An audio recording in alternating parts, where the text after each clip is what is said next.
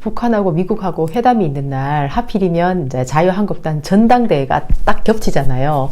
예, 그러니까 이 황교안은 스스로 이제 대세라고 믿고는 일단 무조건 밀어붙이는 분위기예요. 근데 그냥 밀어붙이는 게 아니에요. 완전히 야, 이 사람들 완전히 이제 홍준표하고 오세훈이의 말은 완전 개무시하고 자기들끼리 만장일치로 예.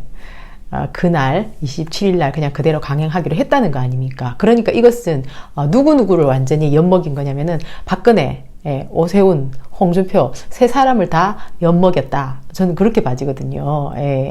왜냐면은 어차피 황교안이 친박이 민다 해가지고 오히려 친박들이 결집을 했잖아요. 그리고 친박들이 그 추운 데서 혹은 더운 데서 태극기를 들고 햇볕을 받으면서 얼마나 그냥 외쳤습니까? 그렇게 해서 세력을 모아놨더니 완전히 박근혜 힘이잖아요. 근데 박근혜를 그렇게 무시했던 황교안이가 모든 이제 어떤 이익을 다 가져가 버린 거예요. 예, 그러니까 오세훈하고 홍준표는 굉장히 기분이 나쁘겠죠.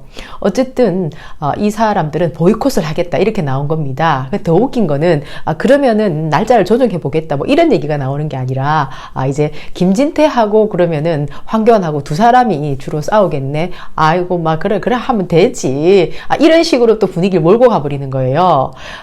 그러니까 진짜 세 사람이 제일 찬밥이 된 건가요? 그러면은 만약에 이게 그대로 쭉 간다면은 홍준표가 가만히 있을까요? 저 사람이? 네, 진짜 보니까 되게 많이 황당한 것 같아요. 어쨌든 진짜 철저하게 박근혜를 이용해 먹는구나 그런 생각이 들어요. 예, 이것은 완전히 진짜 박근혜가 만들어낸 어떤 구심점 아닙니까? 자유한국당은 거의 망하기 일보 직전이었는데 박근혜가 아니었으면 이런 결집력이 있었겠어요? 그런데 박근혜를 이렇게 대해놓고 무시한단 말입니까? 정말 너무나 파렴치한 사람들이에요. 완전히. 예. 과연 옥중 정치를 박근혜가 펼칠까요? 박근혜가 황교안이 저러고 있는 것을 그대로 그냥 곱게 둘까요? 지켜봐야 되겠죠. 그런데 이제 3.1절이 다 다가오잖아요. 그러니까 이제 독립운동한 그분들의 역할이 그 어느 때보다도 아주 특별하게 우리에게 다가오는 그런 계절이 아닌가 하는 생각을 해요. 물론 5.18도 마찬가지죠.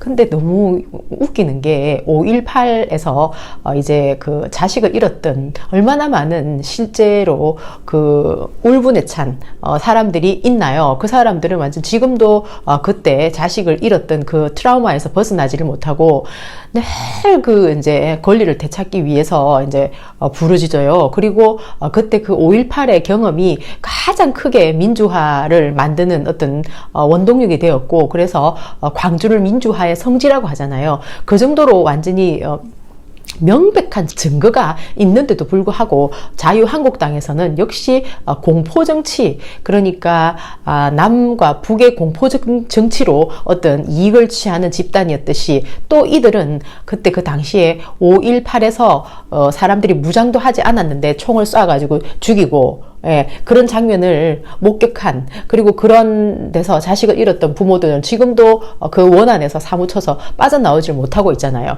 그럼에도 불구하고 이 사람들은 단체로 모아가지고 자기들끼리 또 무슨 대회를 하고 있는 겁니다. 지만원이라는 사람이, 이 사람이 5.18은 이제 전두환이 영웅이고, 전두환은 잘못한 거 없고, 북한 사람들이 가서 폭동을 일으켰다. 이런 식으로, 책을 내고 또 아주 사람들을 모아놓고 저것끼리 박수치고 날린 겁니다.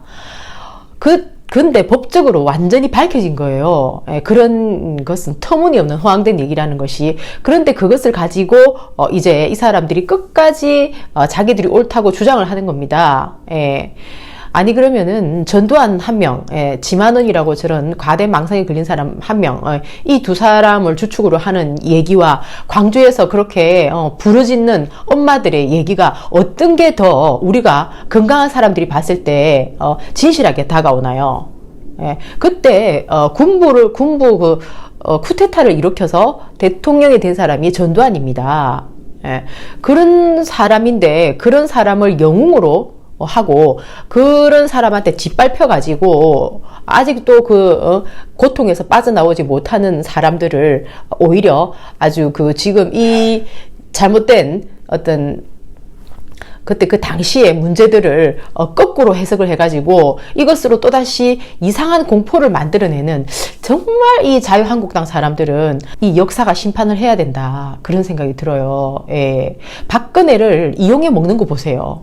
박근혜가 모아놓은 어떤 구심점 아닌가요? 그런데 박근혜가 인사하러 오는 것을 거절했을 때는 그만큼 나름대로 섭섭한 것도 많고 용서하기가 힘든 부분이 많을 거 아닙니까? 그러면 거기에 대해서 어떤 해명이 있든지 어떤 기본적으로 인간이 갖추어야 할 예의라는 게 있는 건데 전혀 그런 게 없는 집단이라는 거예요. 예. 정말 박근혜가 정말 너무 자기도 능력이 없었지만 사람 보는 눈이 없어가지고 지금 또 이렇게 뒤통수를 얻어맞고 있는 것 같아요. 예, 몸도 안 좋은데.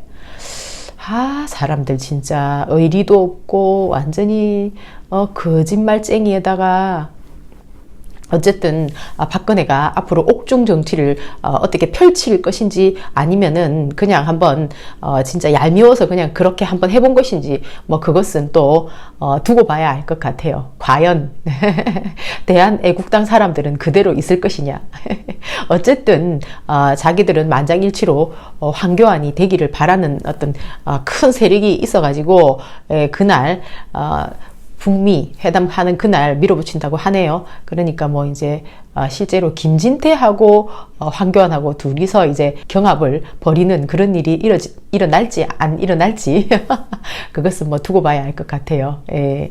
그런데 이제 애국지사 3.1운동 을 하고 독립운동을 했던 애국지사에 대해서 경기도에서는 특별히 연금을 지급하기로 결정을 했거든요. 그러니까 이 이제 그때 그 당시에 광복 유공연금인데요. 이제 일제시대 때죠. 일제강점기 시대 때 독립운동을 했던 이 분들을 경기도에서 따로 발굴을 한 겁니다. 그렇게 해서 이분들은 이제 독립운동가의 후손으로서 지금 현재 연금을 받고 계신데요. 경기도에 거주하는 분에 한해서 따로 또 이제 연금을 100만 원씩 더 드리기로 그렇게 결정을 한 거예요. 경기도에서는. 왜냐면은 이제 일제 앞잡이에서 일제 앞잡이로서 우리나라에서는 뭐 땅을 가지고 하고 막 이제 정책적으로 정치적으로도 엄청 이제 부패한 집단들과 밀약을 해가지고 지금 현재도 암암리에 자기들끼리 있잖아요. 예, 그 힘을 과시하고 있는 어떤 그런 조직들이 있잖아요. 오히려 독립운동을 했던 사람들을 이제 괄시를 하고 그런 사람들을 더 문제시 삼는, 지금까지 그런 문화가 계속 있었거든요. 그래서 경기도에서는 그것을 바로잡는 작업을 하는 거다. 이것은 그렇게 생각이 들어요. 예, 그래서 100만 원씩 이제 따로 드리기로 했다는 아주 좋은 소식을 제가 있어가지고 전해드립니다. 그리고 이제 또 이재명 표 이래가지고 공직 비리 내부 통제 감시 시스템을 이제 켰는데요. 그동안에 이제 3년마다 한 번씩 감사를 한 거예요. 공직 비리에 대해서. 거기에 대해서 2년마다 한 번씩 하는 걸로 시스템을 바꿨어요. 그리고 이제 제일 아무래도 자금이 많이 왔다 갔다 하고 권력이 크게 움직이는 곳 있잖아요. 거기가 한 7개 정도가 되는데 아무래도 이제 자금이 큰 곳은 어떤 평생이 아니고 평화협력국이라고 있는데 이런 데가 좀 자금이 크게 움직이는가 봐요. 그리고 이제 복지 여성실, 그 다음에 경제 노동실, 그리고 평생교육국 이렇게 해서 7개의 감사가 지금 이제 시작된다고 합니다. 그러니까 투명해지는 소리가 들리죠. 그리고 또 좋은 소식은 뭐냐 하면은 그래서 이제 여기서 강조하는 것은 제 식구 감사기를 하지 않겠다.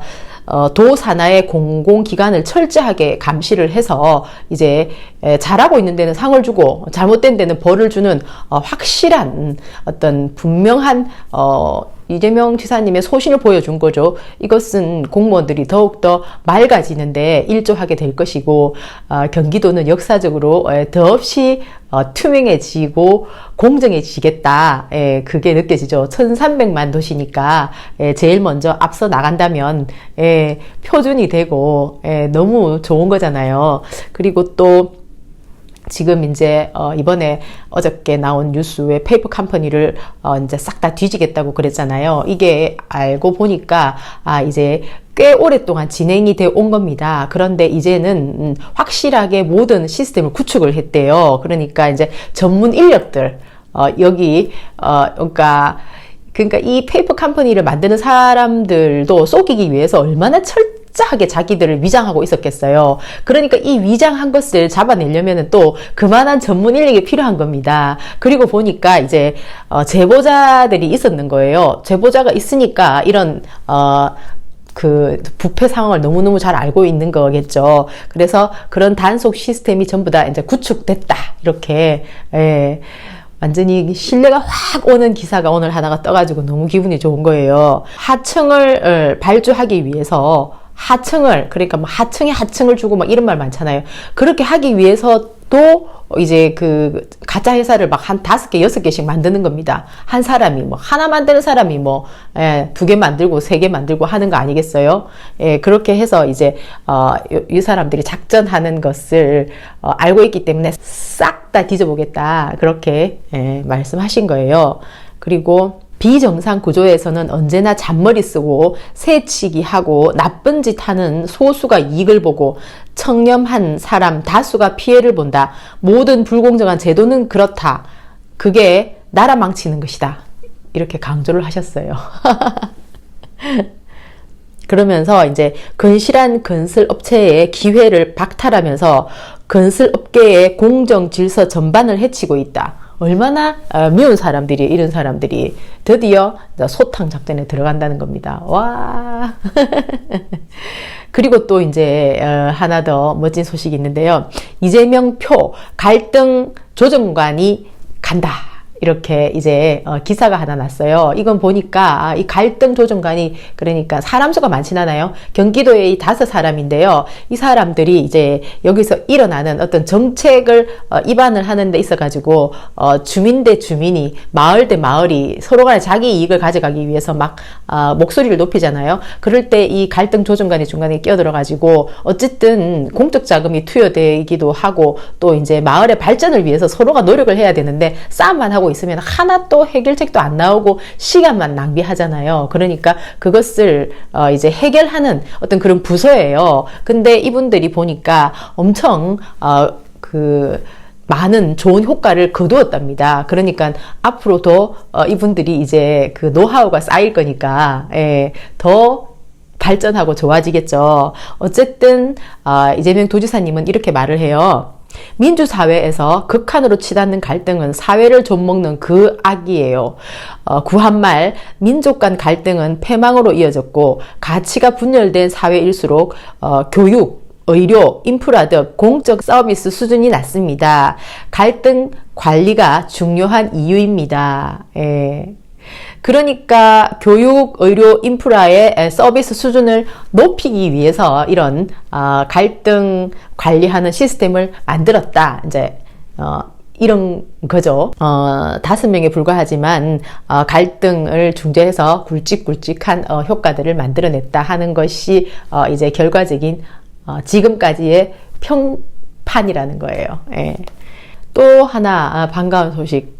농민신문에서 내놓은 그 뉴스인데요. 경기도의 먹거리위원회가 출범을 했습니다. 그러니까 경기도는 농사 짓는 곳이 많잖아요. 그러니까 이렇게 이제 유기농 그리고 자급자족을 통해서 생활하는 사람들이 이제 크게 문제가 없이 살 수 있도록 유통 그 과정 있잖아요. 그런 것도 조금 더 과학적인 시스템으로 하고 또 이제 학교라든지 왜 이렇게 공적으로 들어가는 먹거리 있잖아요. 그것도 경기도에서 나는 농산물을 가지고 이제 사람들이 해결할 수 있도록 그렇게 시스템을 정비를 한다는 겁니다. 그러니까 경기도에서 농사를 짓는 사람들 입장에서는 너무나 멋진 거잖아요. 반갑기도 하고 또 그 안에서 산다는 것 자체가 안정되는 그런 삶을 추구할 수 있다는 거. 그래서 이 뉴스는 농사 짓는 사람들이 많은 경기도 입장에서 봤을 때는 경기도의 또 다른 한 분야가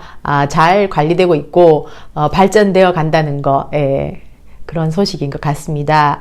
그러니까 이것은 일머리를 제대로 아는 그런 사람이 펼치는 행정이라고 봐야 되지 않겠어요? 거기다가 사랑이 넘치잖아요. 정의감과 사랑. 와, 경기도지사님 진짜 대단해요. 화이팅! 바이!